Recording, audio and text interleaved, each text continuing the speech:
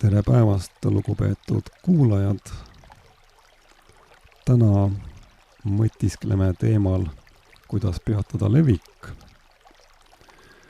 Ja alustame sellest, et kriis on võimalus ja meile annab see võimaluse kaasa mõelda, sest ainult nii peatame leviku ja elu läheb paremaks. Ning virisemisel ei ole mõtet. No ei ole. Kätest on viimasel ajal palju räägitud, kuid jalad on jäänud kahe silma vahele. Ja tõesti, ametil on palju tööd. Amet ei jõua kõike, sest ka nemad on, ütleme, peaaegu inimesed.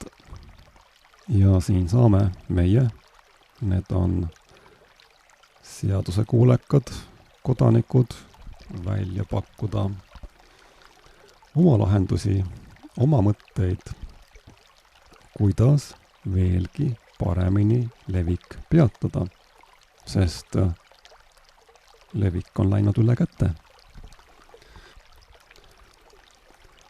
Mõtisklen täna jalgade teemadel. Ma ei tea, kas need on head mõtted või kas need on üldse mõistlikud mõtted, kuid just siin ongi meie võimalus. Võimalus kaasa mõelda.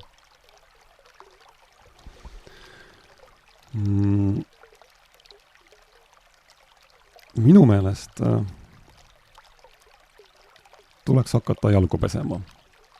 See on prioriteet number 1. Esialgu võiks katsetada jalgu pesta kord aastas. Siit edasi võiks hakata jalgu pesema iga kuu ja kui suurem tõrge on ületatud, siis ehk isegi iga nädal. Ja ma olen täiesti teadlik ja saan aru, et mitte kõigile ei sobi seepiavesi. Vee ja seebiga tuleb harjuda ja harjutada ning vajadusel jõuga. Kuid jah, hea oleks, kui inimesed saaksid ise aru jalgade pesemise vajalikkusest. Sest no tõesti, meil ei ole sellist ressurssi, et kõigi jalgu igal pool kontrollida.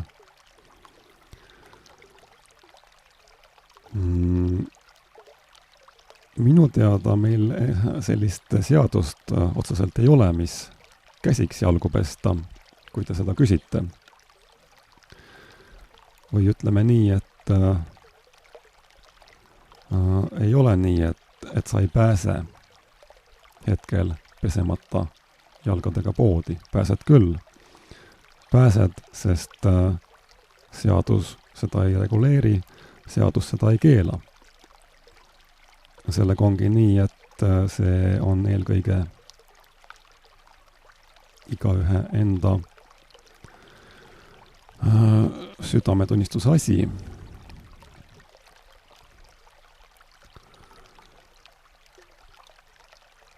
Kuid jah, edaspidi võiks mõelda ka jalgade desinfitseerimisele. Kindlasti tuleks jälgida, kas sokid on puhtad ja lugupeetud kuulajad, mida te arvate sellest, kui sokke võiks vahetada tihemini kui kord aastas? Sest sokid lähevad tihti haisema, kui need on pikalt jalas ja see tähendab seda, et need on räpased, saastunud ja võivad kaasa aidata levikule, mis seab ohtu meie, no ütleme, kaasinimesed, eks ole. Ja ma ei tea, mida minu kuulajad sellest mõttest arvavad, kuid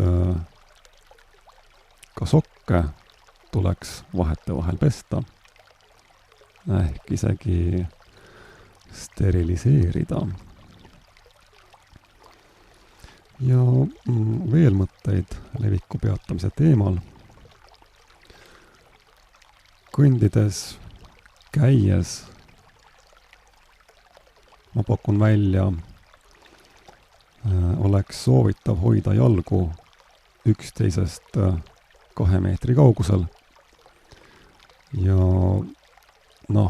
see on täiesti selge, et kindlasti tuleks hoida jalad näost 2 meetri kaugusel, sest ainult nii aitame peatada leviku.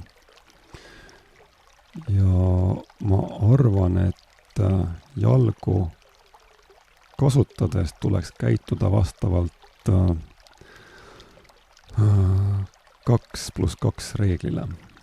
Ja kõik teavad seda reeglit, eks ole. Mis veel? Üldiselt on meil tavaks nii, et ühe isiku kohta on lubatud 2 jalga. See on hetkel. Kuid jällegi seadus jalgade arvu ette ei kirjuta. Seega on siin meil võimalus asjale mõelda jälle leviku seisukohalt ja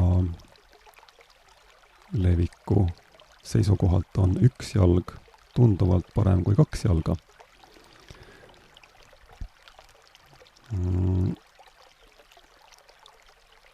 Ühe jalaga on ju levik poole väiksem, loogiline. Ja kui kumbagi jalga ei ole, siis oleksime eesmärgile juba väga lähedal.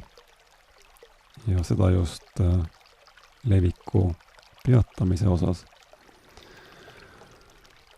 Loomulikult jõu kasutamist või repressioone ma ei pea esialgu vajalikuks. Igaüks oskab ise mõelda, kuidas levik paremini peatada. Ja meil ei ole ka sellist seadust,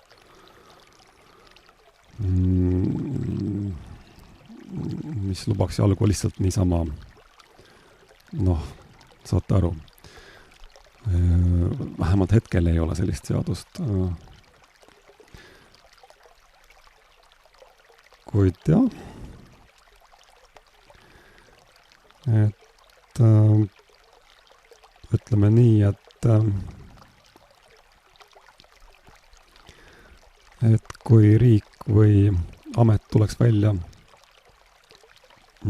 sellise teenusega, siis ja kui me ütleksime, et see teenus on tasuta, siis võiks ju sellel asjal juba, sellel mõttel juba jumet olla. Ja teenuse võiks kinni maksta näiteks ühtekuuluvusfondist. Ja kuidas inimesi motiveerida levikut peatama. Näiteks isik, kes loobub vabatahtlikult 1 jalast, võiks saada aukirja. Kes aga loobub kohe mõlemast, saaks kingiks 1 purgi moosi ja moos oleks loomulikult täiesti tasuta. Ma arvan, et eelpool mainitud ettepanekud võiksid aidata leviku peatamisele kaasa. Kuid mõte on jah veel nii toores, et siin tuleks mõelda. Aga kui teil on võimalik, siis jälgige börsil firmasid, mis tegelevad ratastoolide tootmisega,